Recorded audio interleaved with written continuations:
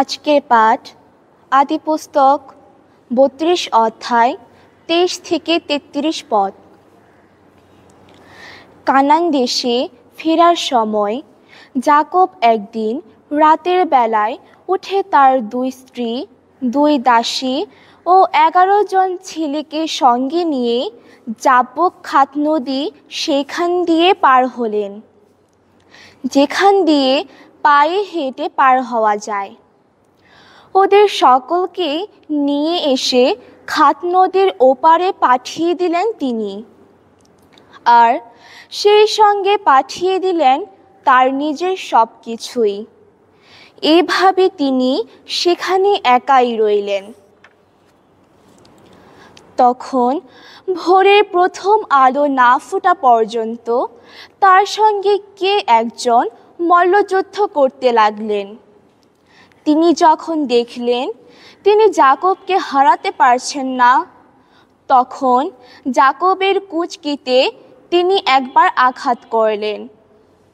ফলে যাকব যখন তার সঙ্গে লড়াই করছেন, সেই সময়ে তার কোমরের হাড়টা জায়গা থেকে সরে গেল।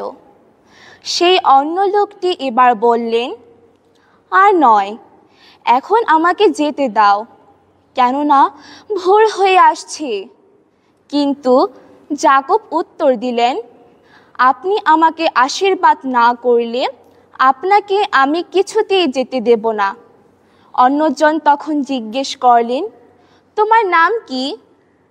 যাকব বললেন, আমার নাম যাকব। তখন তিনি বললেন, শোনো, এরপরে তোমাকে আর যাকব বলে ডাকা হবে না, তোমার নাম হবে ইসরায়েল, কেননা তুমি ঈশ্বরের সঙ্গে আর মানুষের সঙ্গে লড়াই করেছ আর জয়ীও হয়েছ। যাকব তখন জিজ্ঞেস করলেন, এবার দয়া করে আপনি নিজের নামটি আমাকে বলুন। তিনি কিন্তু উত্তর দিলেন, তুমি আমার নাম জানতে চাইছো কেন? তারপর সেখানে তিনি যাকবকে আশীর্বাদ করলেন। যাকব সেই জায়গাটির নাম রাখলেন পেনুয়েল। তিনি বললেন, আমি তো এখানে ঈশ্বরকে মুখোমুখি দেখেছি, তবুও প্রাণে বেঁচে গেছি। যাকব যখন পেনুয়েল জায়গাটি পেরিয়ে এগিয়ে গেলেন, তখন সূর্য আকাশে উঠছে। তার সেই কোমরের জন্যে তিনি তখন ঘুরিয়ে ঘুরিয়ে হাঁটছিলেন। প্রভুর বাণী।